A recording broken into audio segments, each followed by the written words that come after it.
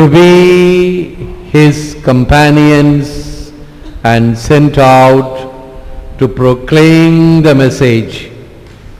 Mark 3:14. தம்மோடு இருக்கவும் நற்செய்தியை பறைசாற்ற அனுப்பப்படவும் அவர்களை தேர்ந்தெடுத்தார். இது கிறிஸ்து வழங்கும் வாழ்வு தரும் நற்செய்தி. கிறிஸ்துவே உமக்கு புகழ். அமர்வோம். இயேசுவில் அன்பார்ந்த சகோதர சகோதரிகள், அன்பார்ந்த பிள்ளைகளே, அன்பார்ந்த தொலைக்காட்சி நேய விசுவாசிகளே, personal relationship with Jesus is the highest privilege, gravest responsibility and greatest power of Christ.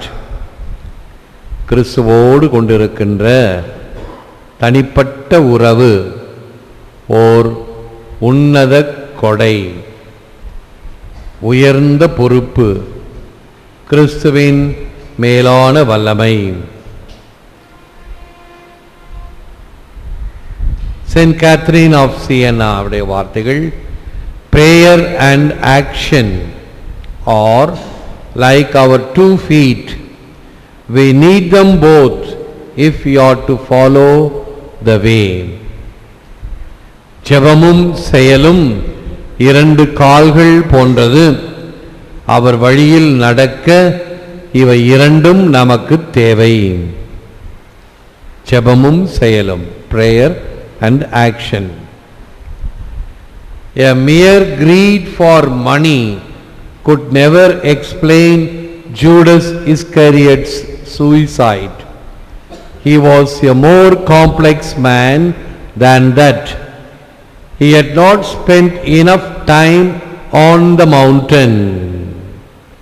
யூதாஸ் இஸ்காரியோத்தின் தற்கொலைக்கு பணத்தின் மீது கொண்ட பேராசை மட்டும் காரணமாகாது. அதைவிட அவர் ஓர் சிக்கலான மனிதர். மலை மீது அவர் தேவையான நேரத்தை செலவிடவில்லை. மலை மீது என்றால் இயேசு எவ்வாறு தனித்திருந்து விழித்திருந்து ஜெபித்திருந்தாரோ அதே போன்று யூதாஸ் இயேசுவோடு இருந்தார். ஆனால் இயேசுவை முழுமையாக அறியவில்லை. அப்போஸ்தலர்கள் என்று எதற்காக அவர்களை தேர்ந்தெடுத்தார்? தம்மோடு இருக்கவும், ஜெபிக்கவும், அவர் செய்த செயல்களை செய்யவும். ஆக 12 அப்போஸ்தலர்களுடைய எண்ணத்தில் இயேசு கிறிஸ்து ஒரு பல வகைப்பட்ட மனிதராக இருந்தார். மெசியாவாக, விடுதலை தருகின்ற மெசியாவாக, ஒரு நல்ல தலைவராக, அல்லது ஒரு விடுதலை வீரராக, இப்படி பல வகைப்பட்ட கருத்தில் இருந்ததினால்தான் ஆண்டவர் இயேசு கிறிஸ்து அப்போஸ்தலர்களை பார்த்து, நீங்கள் என்னை யார் என்கிறீர்கள்?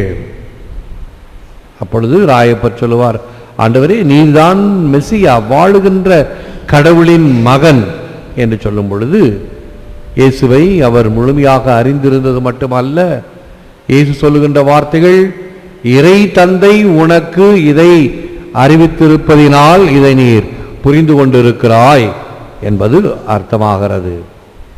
We were with him on the holy mountain.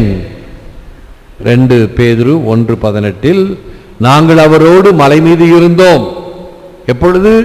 இயேசுனுடைய மறுரூப காட்சியிலே. அவர்கள் பெற்ற காட்சி ஒரு ஒப்பற்ற காட்சி, பதமான காட்சி, இதமான காட்சி என்று கவியரசு கண்ணதாசன் இயேசு காவியத்தில் கூறுவார்.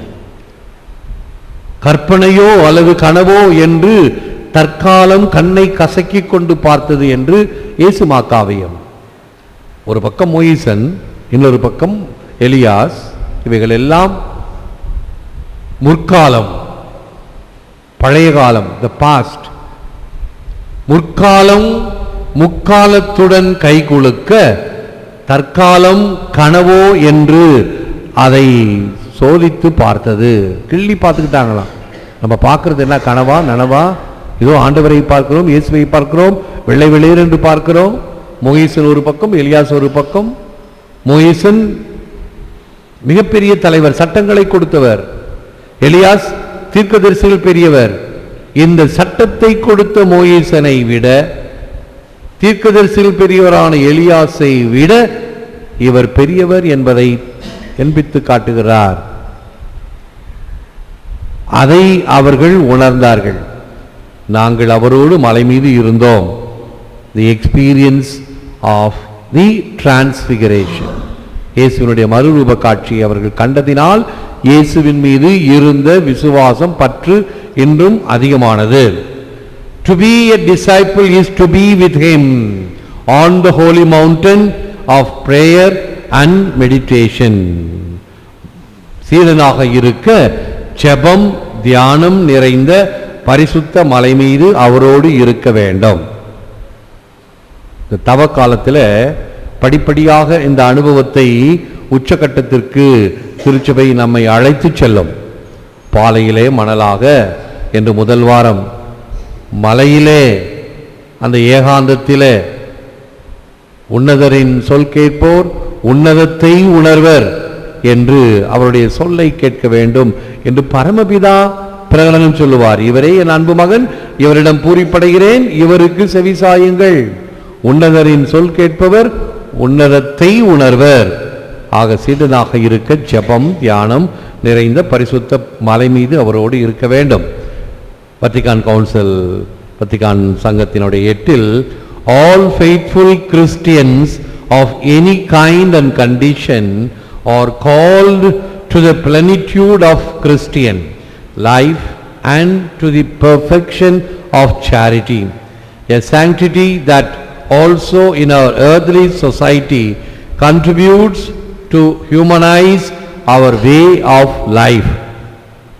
இரண்டாம் வத்திக்கான் சங்கத்தினுடைய கருத்தாக எல்லா கிறிஸ்தவர்களும் எந்த நிலையில் இருப்பினும் கிறிஸ்துவ வாழ்வின் உன்னதத்திற்கும் அன்பின் நிறைவுக்கும் இவ்வுலகில் நம் வாழ்வை மனித மாண்புற வழிவகுக்கும் தூய்மைக்கும் அழைக்கப்படுகிறார்கள்.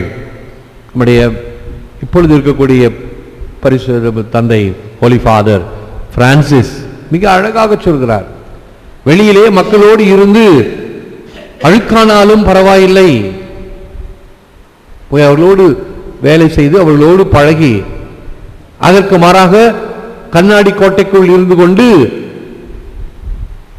சத்தியங்களும் சாத்திரங்களும் சொல்லிக் கொண்டு இருப்பது அல்ல என்று மிக அழகாக சொல்கிறார்.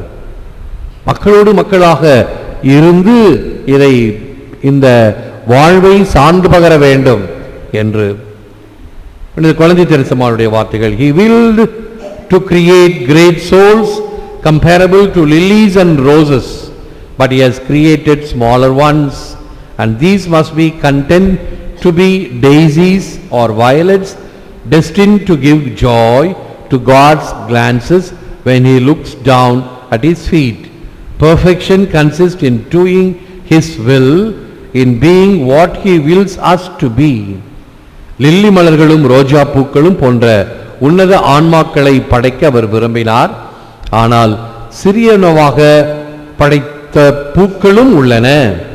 அவரது பாதத்தில் இறைவனின் பார்வையில் மகிழ்ச்சி அளிக்கும் டெய்சி வயலட் பூக்களாக நிறைவு பெற வேண்டும்.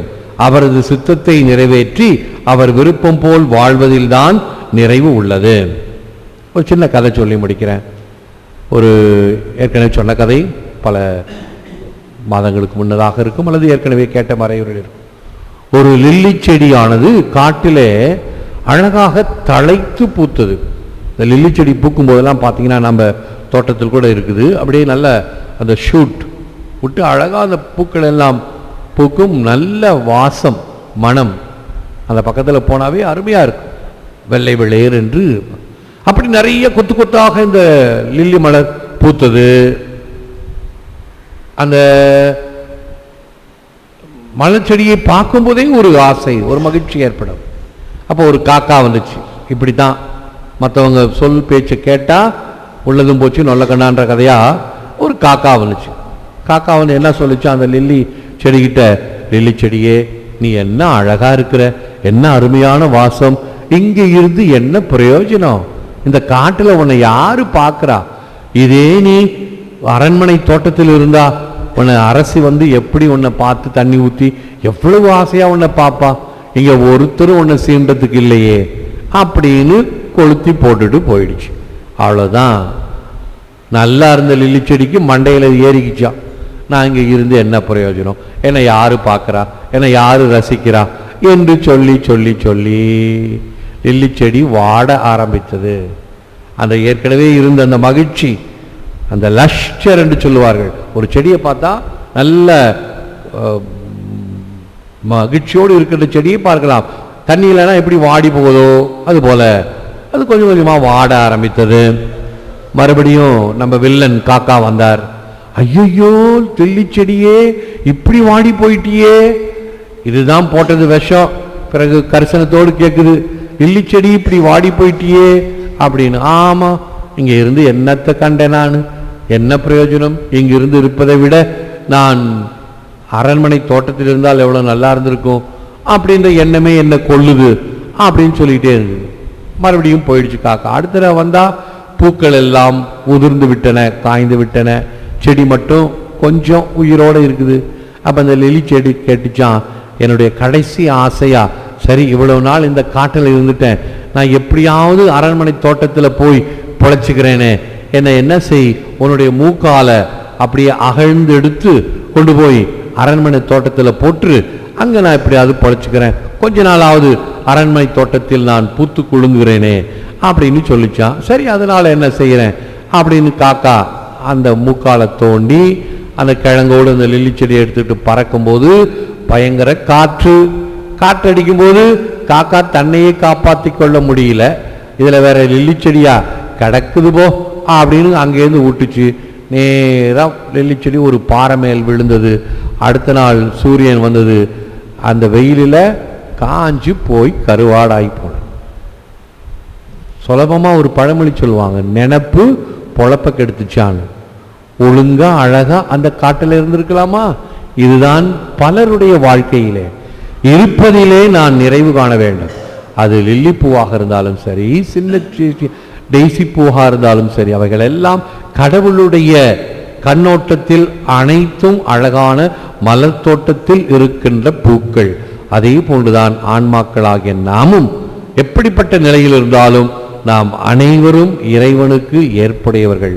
Lord speak to me, then speak through me. இறைவா என்னோடு பேசும், பிறகு என் வழியாக பேசும்.